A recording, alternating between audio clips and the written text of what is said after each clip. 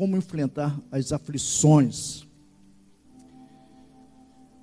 Quando Jesus estava terminando o seu ministério, no finalzinho do seu ministério terreno, ele reuniu seus discípulos e alertou que eles enfrentariam muitas aflições.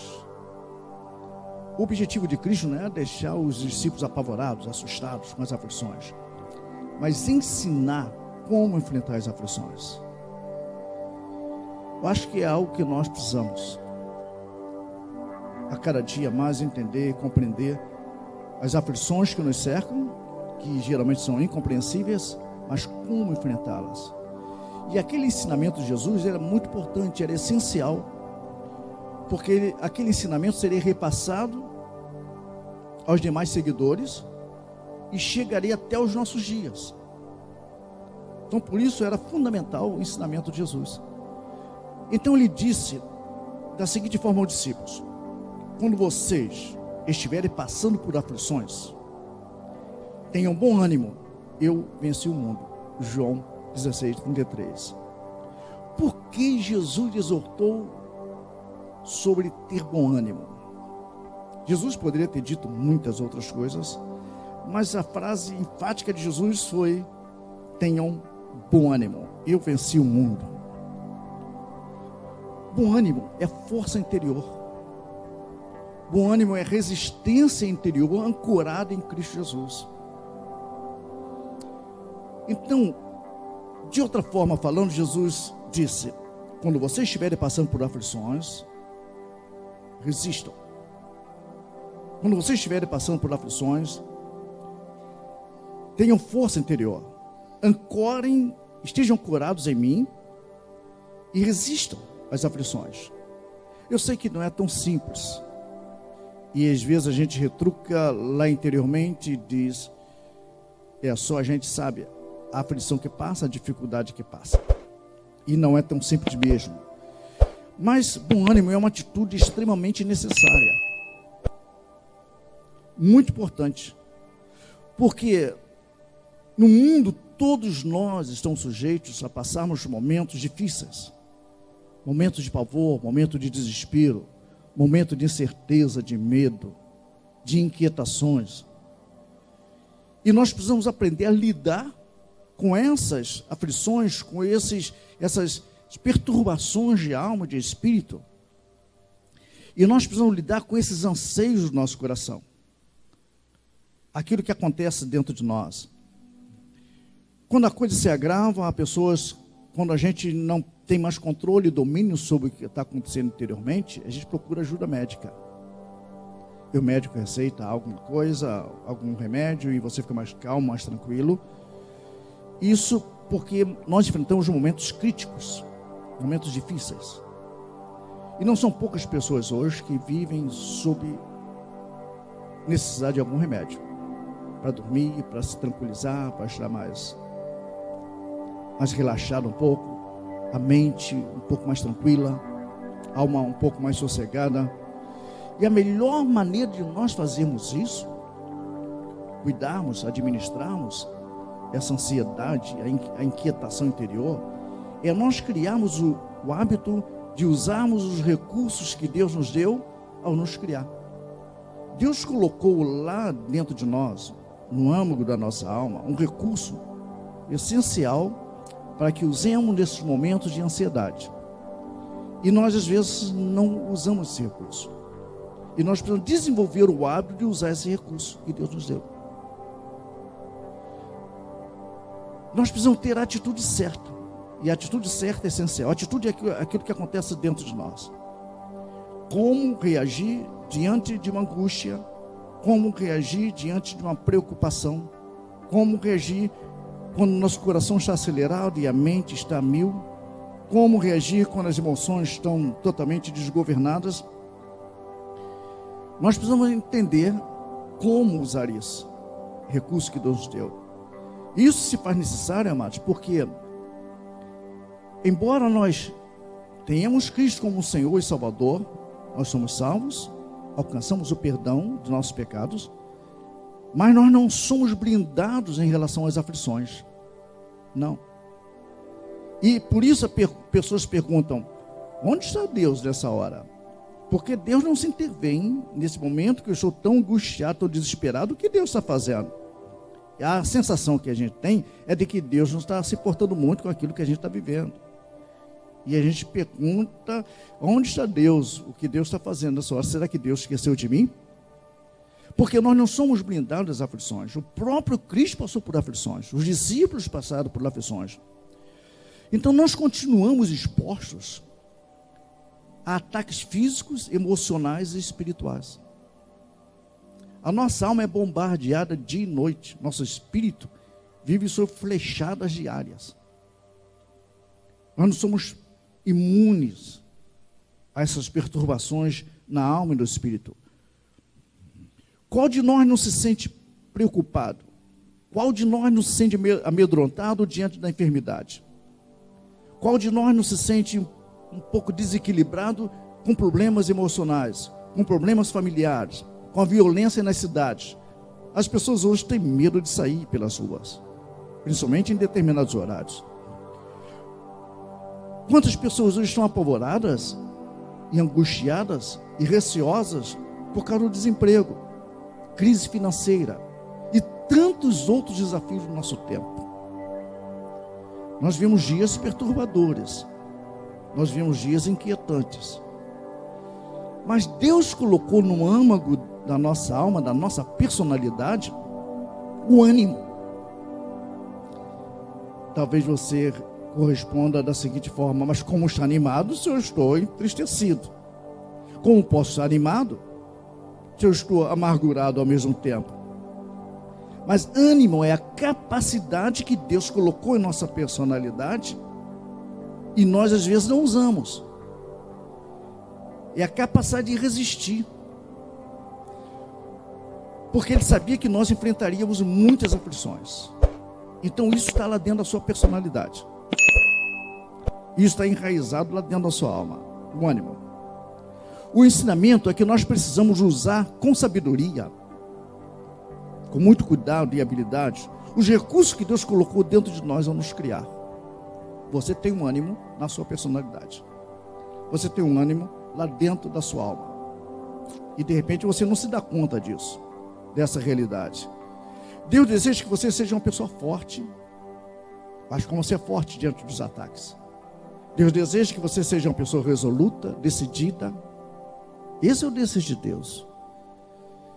Que você seja uma pessoa corajosa diante das lutas, das dificuldades. Você já viu pessoas que sorriem, mesmo com problemas? Elas são sorridentes. Dá a impressão que vivem no mar de rosas. A vida para elas não tem problemas, elas são sorridentes. Naturalmente. E você conversa com algumas dessas pessoas, elas têm muitos problemas, muitas angústias, muitos desesperos. Porque Deus colocou isso dentro de nós? Porque Ele sabia, Ele sabe que a nossa primeira reação diante dos problemas e das aflições é nos abatermos, é nos entregarmos à tristeza. Não é assim que acontece? Quando os problemas vêm, você recua, se afasta, e alguém chega: o que está acontecendo com você? Você está triste? Não. Mas é uma tendência nossa nos afastarmos, procurarmos um canto.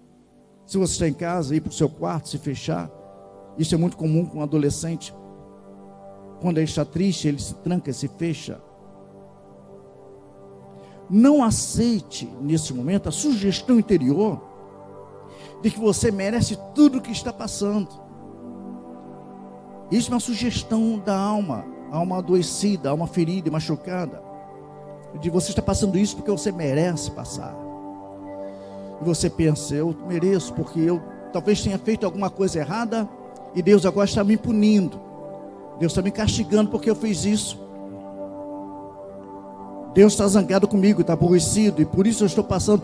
Afinal de contas, eu mereço, porque eu sou uma pessoa que não tem muito jeito para algumas coisas, e eu mereço passar pelo que estou passando.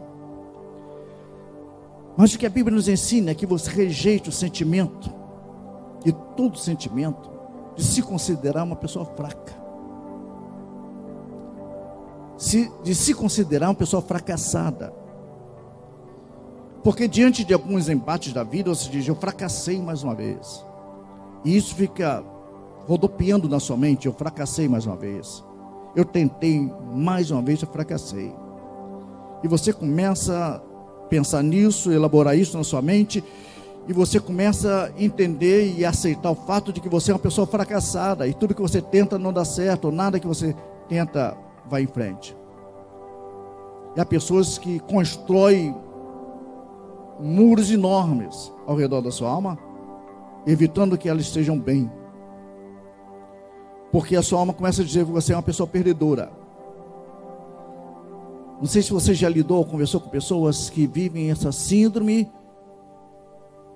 de estarem quebradas, destruídas. Não aceite a sugestão na sua mente de você se considerar ou ser uma pessoa descontrolada. É isso que às vezes a alma passa para você. Você é uma pessoa descontrolada.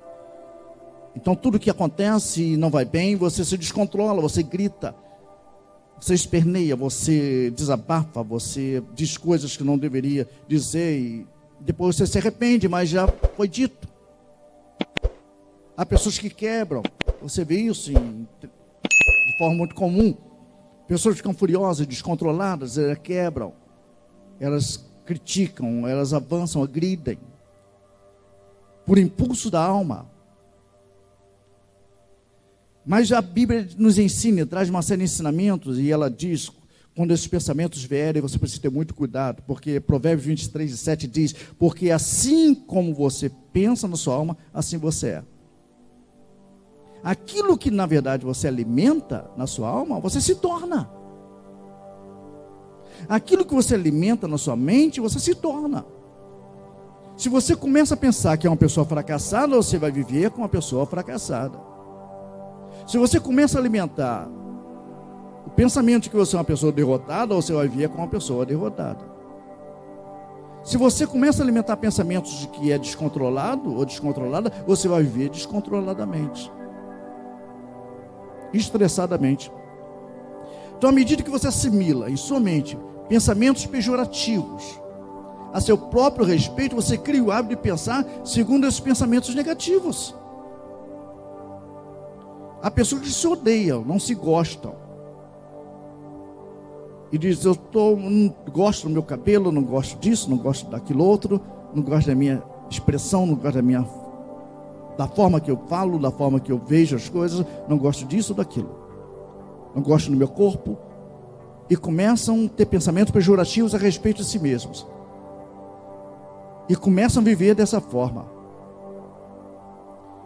Mas tão logo esses pensamentos surjam e começa a latejar na mente, lá na alma, você deve reagir com bom ânimo, como Jesus ensinou.